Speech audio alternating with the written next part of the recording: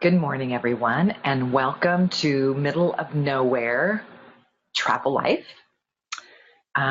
This is video 7, I believe, and it is called Settling In. And I have to tell you, I have been putting it off. I've done all of these videos, and it's just been so much fun to go back and really think about what that time was like for me. The excitement of going, the reasons why, my pets, everything I've talked about. It was very, very an exciting time. Settling in was exciting too. But now I'm living in the United States for a time, and it seems hard to talk about.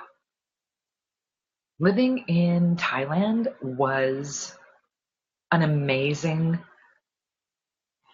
opportunity, and settling in there over a year ago now. A year ago, I moved to Thailand. Actually, we landed on January 1st, 2016. We landed in the wrong spot to begin with, and we had to move back in closer to a place where we could walk to. And that was really important because we only had a motorcycle. It was quite interesting to settle into Thailand because everything we knew in the States that was our life was really kind of gone. So it was finding an apartment. It was finding the right spot. And once we did, I don't know how to describe it except that it was kind of a breath of fresh air.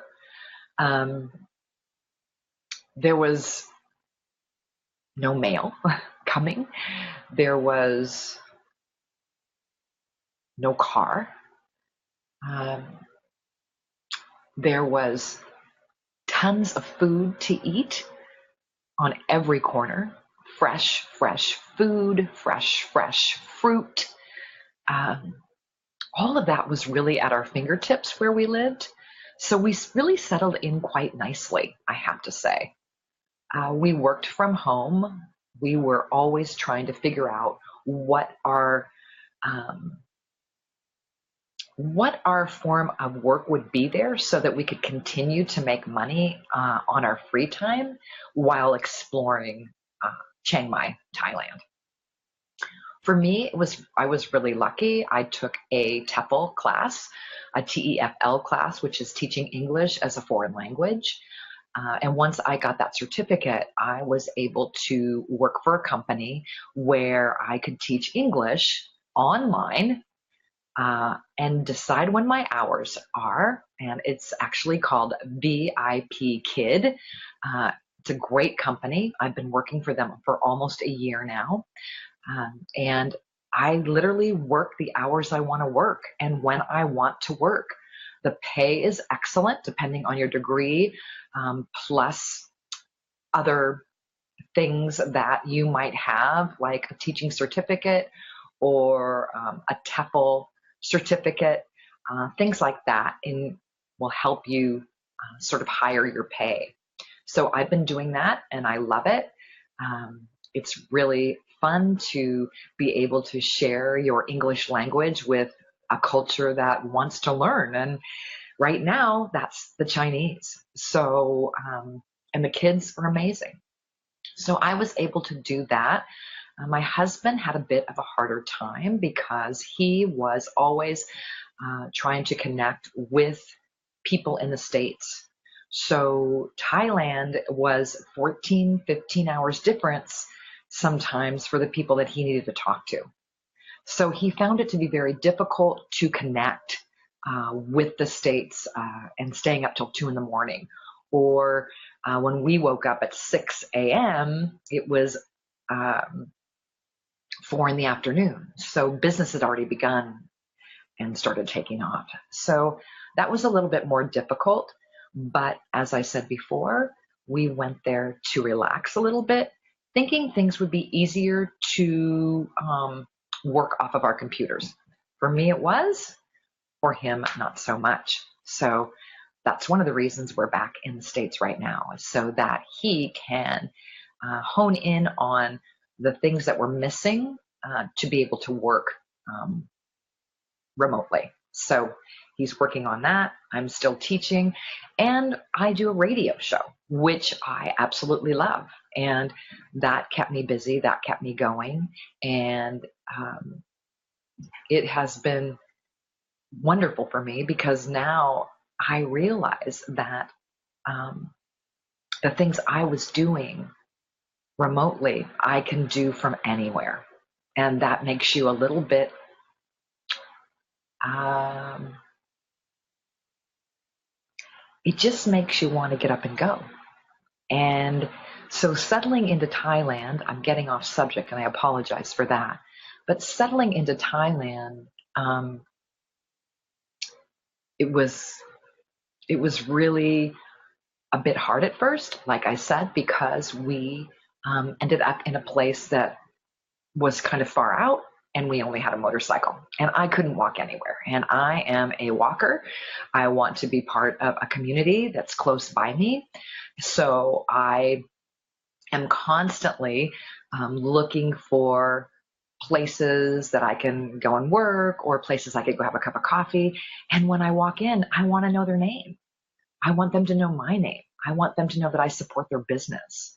So that worked out very well. After 4 months of living there, we moved to an area that we really loved, Neiman Haman. It was trendy. A college was close by. There was just so many opportunities there. Um, Settling into the food was tricky at first because I love spicy food and the food was spicy. But you have to remember everything is fresh, everything is made from fresh ingredients. And so, you got to worry about your gut a little bit. And I had some issues up front because I loved spicy food. And then all of a sudden the next day I'd feel so terrible. Like I had an upset stomach and I had to remember that these sorts of things were normal for Thais to eat this way, but I had to ease myself into it again, which was lovely. And the food was amazing. And I think settling in to any culture, you just have to be open. You have to be open to how they do things, and you can't be judgmental of how it was for you in the States compared to now how it was for you in another country. Don't be the ugly American. That's what I want to say. You know, if you move to another country or you spend time in another country, it's for a reason. It's to maybe have an easier life or to be not so stressed out. So operate in that mode. If you have to wait longer in a line, don't get frustrated because in the United States, we want everything right now. We want it now and we don't want to mess around. Don't make us wait. I mean, don't make us wait. But in Thailand, it's a little bit different. They're on their own time. Really, no one gets to work a lot of times till 10 or 11 o'clock, and then they work late into the evening. So hours are quite different. I remember thinking, I need a cup of tea. I want some tea. I want to get up always done and just go down to a local coffee shop and have tea. Well, so many places did not even open till 10. So for someone that gets up at 6, you're going, oh my gosh. So the only place that opened very, very early was Starbucks. And that's where I landed a lot of times, which in the beginning was great because I needed to feel that familiarity of home. And Starbucks, whether you like them or you don't, they were there for me. The staff was amazing. They spoke perfect English and they got to know my name and I got to know theirs and they became part of my community family. And I think when you're settling into a place, like I said before, you really, really, really need to look at how you can fit in if you're going to live there and just make yourself known and supportive to the businesses there. In Chiang Mai, in Neiman Haman, we could do that. because the prices were so good. We became frequent um, visitors at many restaurants there, and they knew us. And it was a wonderful feeling, especially being away from home, that you were a world community member, not just a member from the United States. So when you look at settling in, look at how you can also be part of the community and work if possible, because I felt like so many people had my back there. I didn't feel afraid. I could walk down the street at 11 o'clock at night and I never felt threatened or afraid, because that, again, was the community I lived in and people knew me. I mean, I would walk down the street and wave at people that were sitting outside their shops. And they were always willing to talk because they wanted to learn English. And I knew a little bit of Thai, so I would try to speak as much Thai as I could, so I could fit in. It was important that, we both fit in. But as I look back now, settling in was hard at times. But that's the beauty of being a world traveler, is that sometimes it's hard because we are so lucky in this country to have everything at our fingertips. It's wonderful in some respects, but it's a curse in others, because your expectation then is like that no matter where you go. So thinking about that, just thinking about the time I was there, like I think about last year at this time, I had just gotten back from my daughter's wedding and sort of settling back into Thailand again. Every time I left and came back, I was settling in. And it was okay. And I wouldn't trade it for the world. I really would not trade it for the world. It's been difficult being back here in some respects. But again, I'm settling in here. And I do have a community in Seattle. I have a community in Denver. I have a community of people that I love and care about. So it's really all in our mindset and how we want to move around in the world. For now, I'm here in Seattle and I'm settling in. As hard as it is some days, because it is. I don't want to get upset, but I want you to know that no matter where you are, no matter where you call your home, settling in is part of the program. And whatever that looks like to you, make it work in your favor and make it work for your community around you if you can. Be a world community person. Settle in. Be kind. Remember why you're doing what you're doing and live your life. So thank you for this time this morning talking about settling in. I appreciate you all listening, and I'm going to get back on track again. I had a few weeks off. As you know, I'm in Seattle and I am visiting family here, there, and everywhere in the state.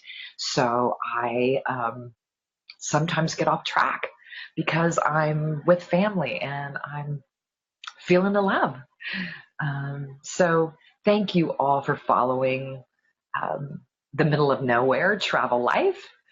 I have been traveling, although it's been in one state. So thank you again. Thank you for all your emails. Thank you for your support, and thank you for wanting to know what this life is about. There's people that have traveled way more than I have in life, but as a 59-year-old, I believe that traveling becomes different when you're my age.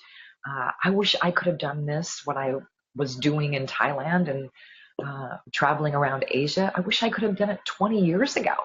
Oh my gosh, I would have loved that. But that option wasn't open to me like it is now. So if I can share, if I can make life easier or the thought of doing what I did easier, I'm all about it. So thank you again. This is Kathy Bacon, and I have thoroughly enjoyed these videos, and I will keep doing them because I've had some other ideas about just sharing about other people that I've met along the way. And there's many ideas about travel life that you will see coming up. So thank you again, and really travel your life away if you can. Goodbye.